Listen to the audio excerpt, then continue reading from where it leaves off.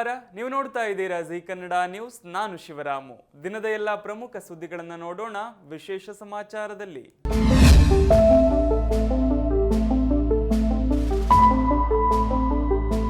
ವಾಹನ ಸವಾರರಿಗೆ ಮತ್ತೆ ಪೆಟ್ರೋಲ್ ಡೀಸೆಲ್ ದರ ಏರಿಕೆ ಶಾಕ್ ಸಿಕ್ಕಿದ್ದು, ಕೇಂದ್ರ ಸರ್ಕಾರ 11 ದಿನಗಳಲ್ಲಿ 4ನೇ ಬಾರಿ ದರ ಏರಿಕೆ ಮಾಡಿದೆ. ಪೆಟ್ರೋಲ್ ದರ ಲೀಟರ್ಗೆ 2.61 ರೂಪಾಯಿ ಮತ್ತು ಡೀಸೆಲ್ 2.71 ರೂಪಾಯಿ ಹೆಚ್ಚಳವಾಗಿದೆ. ಪರಿಷ್ಕೃತ ಪೆಟ್ರೋಲ್ ಡೀಸೆಲ್ ದರ ತಕ್ಷಣದಿಂದಲೇ ಜಾರಿಯಾಗಿದ್ದು, ಆ ಮೂಲಕ ದೆಹಲಿಯಲ್ಲಿ ಲೀಟರ್ ಪೆಟ್ರೋಲ್ ದರ 100 ರೂಪಾಯಿ ಗಡಿ ದಾಟಿದೆ. ಇಂಧನ ದರ ಹೆಚ್ಚಳದ ಬಳಿಕ ಬೆಂಗಳೂರಲ್ಲಿ ಲೀಟರ್ ಪೆಟ್ರೋಲ್ ದರ 110.93 ರೂಪಾಯಿ ಹಾಗೆಯೇ 95.99 ರೂಪಾಯಿಗಳಿಗೆ ಏರಿಕೆಯಾಗಿದೆ. ಇನ್ನು ಮೇ 15ರಿಂದ ದರ ಪರಿಷ್ಕರಣೆ ಪುನರಾರಂಭವಾದ ಬಳಿಕ ಪೆಟ್ರೋಲ್ ಮತ್ತು ಡೀಸೆಲ್ ದರಗಳಲ್ಲಿ ಒಟ್ಟು ಸುಮಾರು 7.5 ರೂಪಾಯಿ ಏರಿಕೆಯಾಗಿದೆ.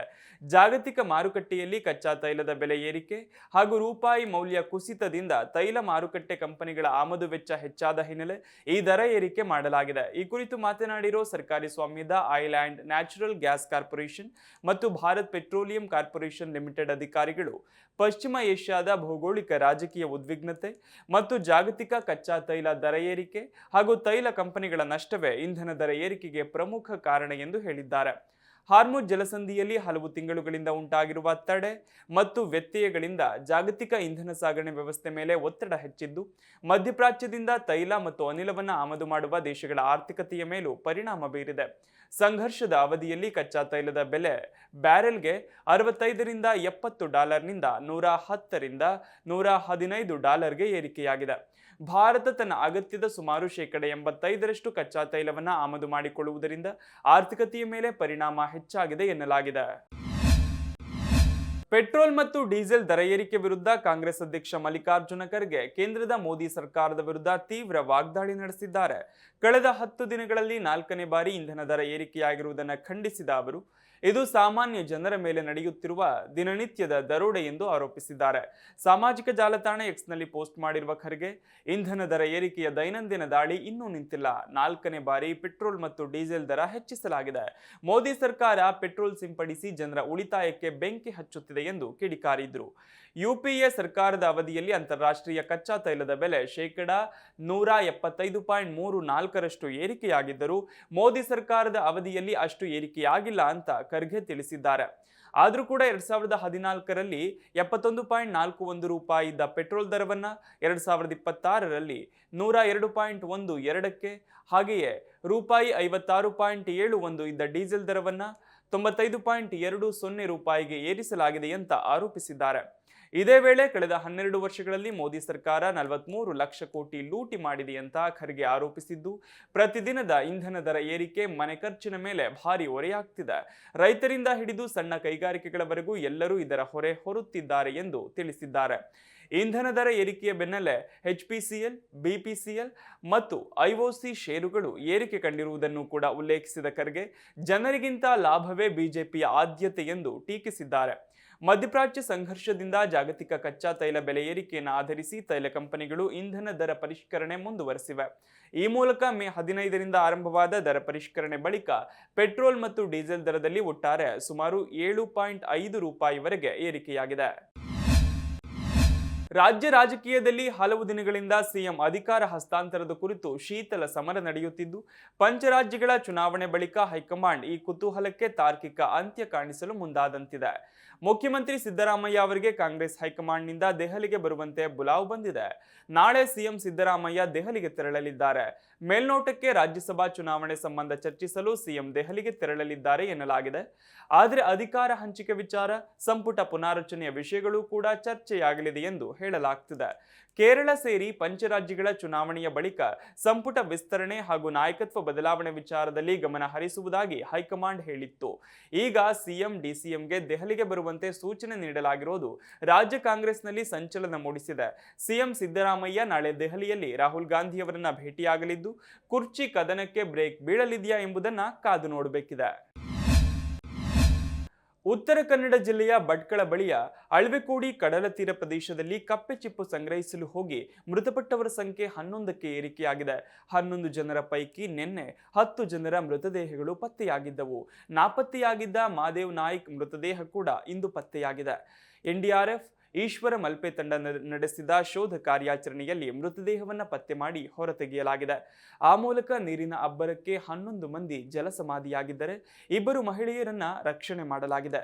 ಇನ್ನು ಮೃತರ ಪೈಕಿ ಮಾಸ್ತಮ್ಮ ನಾಯ್ಕ್ ಅವರನ್ನ ಉಳಿಸಲು ಹೋಗಿ ಅವರ ಮಗ ಉಮೇಶ್ ನಾಯ್ಕ್ ಕೂಡ ನೀರು ಪಾಲಾಗಿದ್ದಾರೆ.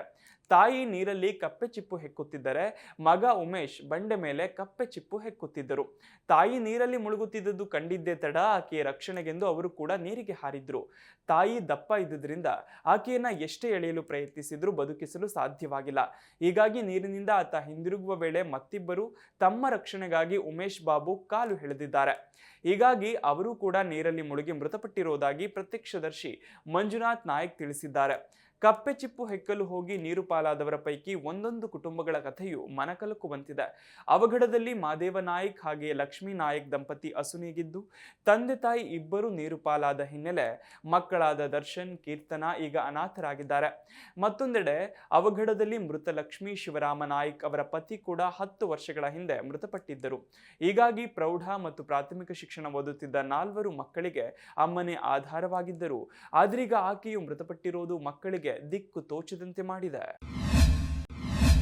ಮುಂದಿನ ಕೆಲವು ದಿನಗಳ ಕಾಲ ಕರ್ನಾಟಕದ ಹಲವು ಭಾಗಗಳಲ್ಲಿ ಗುಡುಗು, ಮಿಂಚು ಹಾಗೂ ಬಿರುಗಾಳಿ ಸಹಿತ ಭಾರೀ ಮಳೆಯಾಗುವ ಸಾಧ್ಯತೆ ಇದೆ ಎಂದು ಹವಾಮಾನ ಇಲಾಖೆ ಮುನ್ಸೂಚನೆ ನೀಡಿದೆ. ಉತ್ತರ ಮತ್ತು ದಕ್ಷಿಣ ಒಳನಾಡಿನ ಕೆಲವು ಜಿಲ್ಲೆಗಳಲ್ಲಿ ಗುಡುಗು, ಮಿಂಚು ಸಹಿತ ಮಳೆಯಾಗಲಿದೆ ಎಂದು ಇಲಾಖೆ ತಿಳಿಸಿದೆ. ರಾಜ್ಯದ ಹಲವೆಡೆ ಇಂದು ಭಾರೀ ಮಳೆಯ ಮುನ್ಸೂಚನೆ ಇದ್ದು 7 ಜಿಲ್ಲೆಗಳಿಗೆ ಯೆಲ್ಲೋ ಅಲರ್ಟ್ ಸೂಚಿಸಲಾಗಿದೆ. ಉತ್ತರ ಒಳನಾಡು ಮತ್ತು ದಕ್ಷಿಣ ಒಳನಾಡಿನ ಕೆಲವು ಜಿಲ್ಲೆಗಳಲ್ಲಿ ಗಂಟೆಗೆ 40ರಿಂದ 60 ಕಿಲೋಮೀಟರ್ ವೇಗದಲ್ಲಿ ಬಲವಾದ ಬಿರುಗಾಳಿ ಬೀಸಲಿದ್ದು ಭಾರೀ ಮಳೆಯಾಗುವ ಸಾಧ್ಯತೆ ಇದೆ. ಉತ್ತರ ಒಳನಾಡಿನ ಧಾರವಾಡ, ಗದಗ ಮತ್ತು ಹಾವೇರಿ ಜಿಲ್ಲೆಗಳ ಒಂದೆರಡು ಕಡೆಗಳಲ್ಲಿ ಭಾರೀ ಮಳೆಯಾಗುವ ಮುನ್ಸೂಚನೆ ಇದ್ದು ಕಟ್ಟೆಚ್ಚರ ವಹಿಸಲು ಸೂಚಿಸಲಾಗಿದೆ. ದಕ್ಷಿಣ ಒಳನಾಡಿನ ಚಿಕ್ಕಮಗಳೂರು, ಚಿತ್ರದುರ್ಗ, ಶಿವಮೊಗ್ಗ ಹಾಗೂ ತುಮಕೂರು ಜಿಲ್ಲೆಗಳಲ್ಲಿ ಮುನ್ನೆಚ್ಚರಿಕೆ ಕ್ರಮವಾಗಿ ಯೆಲ್ಲೋ ಅಲರ್ಟ್ ಘೋಷಿಸಲಾಗಿದೆ. ಕರಾವಳಿಯ ದಕ್ಷಿಣ ಕನ್ನಡ, ಉಡುಪಿ ಮತ್ತು ಉತ್ತರ ಕನ್ನಡ ಜಿಲ್ಲೆಗಳ ಬಹುತೇಕ ಎಲ್ಲಾ ಭಾಗಗಳಲ್ಲಿ ಸಾಧಾರಣ ಮಳೆಯಾಗುವ ಸಾಧ್ಯತೆ ಇದೆ. ಭಾರೀ ಮಳೆಯ ಮುನ್ಸೂಚನೆ ಇರುವ ಜಿಲ್ಲೆಗಳನ್ನು ಹೊರತುಪಡಿಸಿ ಉತ್ತರ ಒಳನಾಡಿನ ಬಾಗಲಕೋಟೆ, ಬೆಳಗಾವಿ, ಬೀದರ್, ಕಲಬುರಗಿ, ಕೊಪ್ಪಳ, ರಾಯಚೂರು, ವಿಜಯಪುರ ಮತ್ತು ಯಾದಗಿರಿ ಜಿಲ್ಲೆಗಳ ಕೆಲವು ಸ್ಥಳಗಳಲ್ಲಿ ಲಘುವಾಗಿ ಸಾಧಾರಣ ಮಳೆಯಾಗಲಿದೆ. ಬೆಂಗಳೂರು ನಗರ ಮತ್ತು ಗ್ರಾಮಾಂತರ ಸೇರಿದಂತೆ ಬಳ್ಳಾರಿ, ಚಾಮರಾಜನಗರ, ಚಿಕ್ಕಬಳ್ಳಾಪುರ, ದಾವಣಗೆರೆ, ಹಾಸನ, ಕೊಡಗು, ಕೋಲಾರ, ಮಂಡ್ಯ, ಮೈಸೂರು, ರಾಮನಗರ ಮತ್ತು ವಿಜಯನಗರ ಜಿಲ್ಲೆಗಳ ಹಲವೆಡೆ ಗುಡುಗು ಸಹಿತ ಸಾಧಾರಣ ಮಳೆಯಾಗುವ ನಿರೀಕ್ಷೆ ಇದೆ. ನೀಟ್ ಪರೀಕ್ಷೆ ಬರೆದ ಬೆನ್ನಲ್ಲೇ ಆತ್ಮಹತ್ಯೆ ಮಾಡಿಕೊಂಡಿದ್ದ ವಿದ್ಯಾರ್ಥಿನಿ ಭಾಗ್ಯಶ್ರೀ ಪ್ರಕರಣಕ್ಕೆ ಇದೀಗ ಬಿಗ್ ಟ್ವಿಸ್ಟ್ ಸಿಕ್ಕಿದೆ. ಆತ್ಮಹತ್ಯೆಗೆ ಶರಣಾಗಿರುವ ವಿದ್ಯಾರ್ಥಿನಿ ಪಿಯುಸಿ ಪರೀಕ್ಷೆಯಲ್ಲೇ ಫೇಲ್ ಆಗಿದ್ದ ಆಘಾತಕಾರಿ ಸತ್ಯ ಇದೀಗ ಬೆಳಕಿಗೆ ಬಂದಿದೆ. 18 ವರ್ಷದ ಭಾಗ್ಯಶ್ರೀ ಶನಿವಾರ ಆತ್ಮಹತ್ಯೆ ಮಾಡಿಕೊಂಡಿದ್ದಳು. ಈಕೆ ನೀಟ್ ಪ್ರಶ್ನೆ ಪತ್ರಿಕೆ ಸೋರಿಕೆಯಾಗಿ ಪರೀಕ್ಷೆ ರದ್ದಾದ ಕಾರಣ ಸಾವಿಗೆ ಶರಣಾಗಿದ್ದಾಳೆಂದು ಕುಟುಂಬಸ್ಥರು ಹೇಳಿದ್ದರು. ದ್ವಿತೀಯ ಪಿಯುಸಿ ಫಲಿತಾಂಶ ಬಂದಾಗ ವಿದ್ಯಾರ್ಥಿನಿ ಭಾಗ್ಯಶ್ರೀ ತನಗೆ 92% ಅಂಕಗಳನ್ನು ಪಡೆದು ಪಾಸ್ ಆಗಿರೋದಾಗಿ ಹೆತ್ತವರ ಬಳಿ ಹೇಳಿಕೊಂಡಿದ್ದಳು. ಮಗಳ ಮಾತನ್ನ ನಂಬಿದ ಪೋಷಕರು ಆಕೆ ವೈದ್ಯಕೀಯ ಶಿಕ್ಷಣದ ಕನಸು ಹೊತ್ತು ನೀಟ್ ಪರೀಕ್ಷೆ ಬರೆಯಲು ಸಂಪೂರ್ಣ ಬೆಂಬಲ ನೀಡಿದ್ದರು. ಇತ್ತೀಚೆಗಷ್ಟೇ ಭಾಗ್ಯಶ್ರೀ ನೀಟ್ ಪರೀಕ್ಷೆಯನ್ನು ಬರೆದಿದ್ದರು. ಈಗ ಲಭ್ಯವಾಗಿರೋ ಆಕೆಯ ಮಾರ್ಕ್ಸ್ ಕಾರ್ಡ್ ಪ್ರಕಾರ ಭಾಗ್ಯಶ್ರೀ ದ್ವಿತೀಯ ಪಿಯುಸಿಯ ಗಣಿತ ಮತ್ತು ಭೌತಶಾಸ್ತ್ರ ಪರೀಕ್ಷೆಯಲ್ಲಿ ಫೇಲ್ ಆಗಿದ್ಲು. ಬಳಿಕ ಅವಳು ಭೌತಶಾಸ್ತ್ರ ಮತ್ತು ಗಣಿತ ಮರುಪರೀಕ್ಷೆ ಬರೆದಿದ್ಲು. ಭೌತಶಾಸ್ತ್ರದಲ್ಲಿ 51 ಅಂಕ ಪಡೆದು ತೇರ್ಗಡೆಯಾಗಿದ್ಲು. ಆದರೆ ಗಣಿತದಲ್ಲಿ 24 ಅಂಕ ಪಡೆದು ಅನುತ್ತೀರ್ಣಗೊಂಡಿದ್ಲು. ಕಾಲೇಜಿನಿಂದ ನೀಡಲಾಗುವಂತಹ 20 ಇಂಟರ್ನಲ್ ಅಂಕಗಳನ್ನು ಸೇರಿಸಿಯೂ ಕೂಡ ಆಕೆ ಗಣಿತದಲ್ಲಿ ಕೇವಲ 24 ಅಂಕ ಪಡೆದಿದ್ಲು ಅಂತ ತಿಳಿದು ಬಂದಿದೆ. ದ್ವಿತೀಯ ಪಿಯುಸಿಯ ಪರೀಕ್ಷೆ 2 ಫಲಿತಾಂಶ ಮೇ 21ರಂದು ಪ್ರಕಟವಾಗಿತ್ತು. ಪಿಯುಸಿ ಫಲಿತಾಂಶದಲ್ಲಿ ತಾನು ಫೇಲ್ ಆಗಿರೋ ವಿಷಯ ಮನೆಯವರಿಗೆ ಗೊತ್ತಾದ್ರೆ ಎಲ್ಲಿ ಬೈತಾರೋ ಅಥವಾ ತಮ್ಮ ನಿರೀಕ್ಷೆ ಸುಳ್ಳಾಯ್ತಲ್ಲ ಅನ್ನುವ ತೀವ್ರ ಮನಸ್ತಾಪ ಹಾಗೂ ಭಯದಿಂದಲೇ ವಿದ್ಯಾರ್ಥಿನಿ ಆತ್ಮಹತ್ಯೆಯ ಹಾದಿ ಹಿಡಿದಿರಬಹುದು ಎಂಬ ಶಂಕೆ ವ್ಯಕ್ತವಾಗಿದೆ. ಆಫ್ರಿಕಾ ಖಂಡದಲ್ಲಿ ಮಾರಣಾಂತಿಕ ಎಬೋಲಾ ವೈರಸ್ ಭೀತಿ ಹೆಚ್ಚುತ್ತಿರುವ ಹಿನ್ನೆಲೆ ಭಾರತ ಸರ್ಕಾರ ಹೈ ಅಲರ್ಟ್ ಘೋಷಿಸಿದೆ. Democratic republic of Congo, Uganda ಹಾಗೂ ದಕ್ಷಿಣ ಸುಡಾನ್ ದೇಶಗಳಿಗೆ ಅನಗತ್ಯ ಪ್ರಯಾಣ ಕೈಗೊಳ್ಳಬಾರದು ಎಂದು ಕೇಂದ್ರ ಆರೋಗ್ಯ ಮತ್ತು ಕುಟುಂಬ ಕಲ್ಯಾಣ ಸಚಿವಾಲಯ ನಾಗರಿಕರಿಗೆ ಎಚ್ಚರಿಕೆ ನೀಡಿದೆ. ಎಬೋಲಾ ವೈರಸ್ ಹರಡುವಿಕೆ ತೀವ್ರವಾಗುತ್ತಿರುವ ಹಿನ್ನೆಲೆ ವಿಶ್ವ ಆರೋಗ್ಯ ಸಂಸ್ಥೆ ಆರೋಗ್ಯ ತುರ್ತು ಪರಿಸ್ಥಿತಿ ಘೋಷಿಸಿರುವುದರಿಂದ ಕೇಂದ್ರ ಸರ್ಕಾರ ಮುನ್ನೆಚ್ಚರಿಕಾ ಕ್ರಮಗಳನ್ನು ಮತ್ತಷ್ಟು ಬಿಗಿಗೊಳಿಸಿದೆ. ಇದುವರೆಗೆ ಭಾರತದಲ್ಲಿ ಬುಂದಿ ಬುಯ್ಯೋ ತಳಿಯ ಎಬೋಲಾ ವೈರಸ್ ಪ್ರಕರಣ ವರದಿಯಾಗಿಲ್ಲ ಎಂದು ಆರೋಗ್ಯ ಸಚಿವಾಲಯ ಸ್ಪಷ್ಟಪಡಿಸಿದೆ. ಆದರೂ ಮುನ್ನೆಚ್ಚರಿಕಾ ಭಾಗವಾಗಿ ವಿಮಾನ ನಿಲ್ದಾಣಗಳಲ್ಲಿ ತಪಾಸಣೆ ತೀವ್ರಗೊಳಿಸಲಾಗಿದೆ. ಆಫ್ರಿಕಾ ದೇಶಗಳಿಂದ ಆಗಮಿಸುವ ಪ್ರಯಾಣಿಕರ ಮೇಲೆ ವಿಶೇಷ ನಿಗಾ ಇಡಲಾಗಿದ್ದು, ಜ್ವರ ಹಾಗೂ ಇತರ ಅನಾರೋಗ್ಯ ಲಕ್ಷಣಗಳ ಪತ್ತೆಗೆ ಥರ್ಮಲ್ ಸ್ಕ್ರೀನಿಂಗ್ ಆರಂಭಿಸಲಾಗಿದೆ. ಇದೇ ವೇಳೆ ಆಫ್ರಿಕಾ ಭಾಗಗಳಲ್ಲಿ ಇರುವ ಭಾರತೀಯರು ಸ್ಥಳೀಯ ಆರೋಗ್ಯ ಮಾರ್ಗಸೂಚಿಗಳನ್ನು ಕಡ್ಡಾಯವಾಗಿ ಪಾಲಿಸಿ ಎಚ್ಚರಿಕೆಯಿಂದ ಇರಬೇಕು ಎಂದು ಕೇಂದ್ರ ಸರ್ಕಾರ ಸೂಚಿಸಿದೆ. ಪಶ್ಚಿಮ ಬಂಗಾಳದ ಫಾಲ್ಟಾ ವಿಧಾನಸಭಾ ಕ್ಷೇತ್ರದಲ್ಲಿ ಬಿಜೆಪಿ ಭರ್ಜರಿ ಗೆಲುವು ಸಾಧಿಸಿದೆ.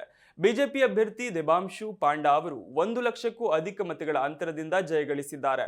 ಫಾಲ್ಟಾ ಕ್ಷೇತ್ರದಲ್ಲಿ ಚುನಾವಣಾ ಅಕ್ರಮಗಳ ಆರೋಪದ ಹಿನ್ನೆಲೆ ಮೇ 21ರಂದು ಮರು ಮತದಾನ ನಡೆದಿತ್ತು. ಈ ಮರು ಚುನಾವಣೆಯಲ್ಲಿ 88% ಮತದಾರರು ತಮ್ಮ ಹಕ್ಕು ಚಲಾಯಿಸಿದ್ದರು.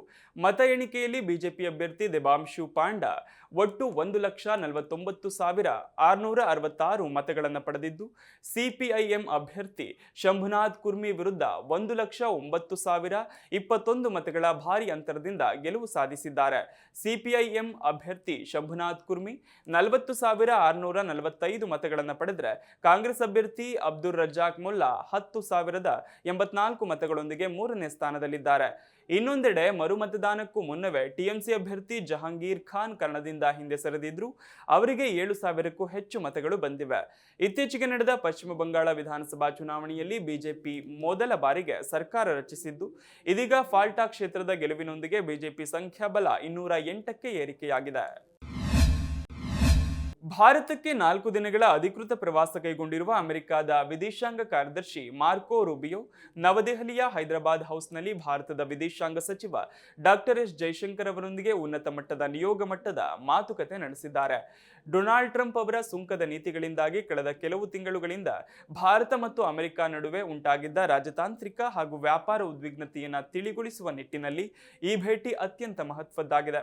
ಬಳಿಕ ಉಭಯ ನಾಯಕರು ಜಂಟಿ ಸುದ್ದಿಗೋಷ್ಠಿ ನಡೆಸಿದ್ದಾರೆ. ಈ ವೇಳೆ ಮಾತನಾಡಿದ ಸಚಿವ ಎಸ್ ಜೈಶಂಕರ್, ಅಮೆರಿಕದ ವೀಸಾ ಪಡೆಯುವಲ್ಲಿ ಭಾರತೀಯ ಪ್ರಯಾಣಿಕರು ಎದುರಿಸುತ್ತಿರುವ ತೊಂದರೆಗಳ ಬಗ್ಗೆ ಕಳವಳ ವ್ಯಕ್ತಪಡಿಸಿದ್ರು. ಅಕ್ರಮ ವಲಸೆಯ ವಿರುದ್ಧ ಕ್ರಮ ಕೈಗೊಳ್ಳುವುದರಿಂದ ವಿದ್ಯಾರ್ಥಿಗಳು ಮತ್ತು ವೃತ್ತಿಪರರು ತೊಂದರೆ ಅನುಭವಿಸಬಾರದು ಎಂದು ಭಾರತ ನಿರೀಕ್ಷಿಸುತ್ತದೆ ಎಂದು ಹೇಳಿದ್ರು. ವೀಸಾ ಪ್ರಕ್ರಿಯೆಗೆ ಸಂಬಂಧಿಸಿದ ಸಮಸ್ಯೆಗಳು ಎರಡೂ ದೇಶಗಳ ನಡುವಿನ ವ್ಯವಹಾರ, ತಂತ್ರಜ್ಞಾನ ಮತ್ತು ಸಂಶೋಧನಾ ಸಹಕಾರದ ಮೇಲೆ ನೇರವಾಗಿ ಪರಿಣಾಮ ಬೀರುತ್ತವೆ. ಅಕ್ರಮ ಮತ್ತು ಅನಿಯಮಿತ ವಲಸೆಯನ್ನು ನಿಭಾಯಿಸುವಲ್ಲಿ ಭಾರತ ಅಮೆರಿಕದೊಂದಿಗೆ ಸಹಕರಿಸುವುದನ್ನು ಮುಂದುವರೆಸಿದೆ. ಆದರೆ ನಿಜವಾದ ಪ್ರಯಾಣಿಕರು ಅನಗತ್ಯ ಅಡೆತಡೆಗಳನ್ನು ಎದುರಿಸಬಾರದು ಎಂದು ಸಚಿವ ಜೈಶಂಕರ್ ಒತ್ತಿ ಹೇಳಿದರು. ಇದಕ್ಕೆ ಪ್ರತಿಕ್ರಿಯಿಸಿದ ಯುಎಸ್ ವಿದೇಶಾಂಗ ಕಾರ್ಯದರ್ಶಿ ರೂಬಿಯೋ, ಅಮೆರಿಕ ಮಾಡಿರುವ ಈ ಬದಲಾವಣೆಗಳು ಭಾರತವನ್ನ ಗುರಿಯಾಗಿಸಿಕೊಂಡಿಲ್ಲ ಎಂದು ಸ್ಪಷ್ಟಪಡಿಸಿದ್ರು.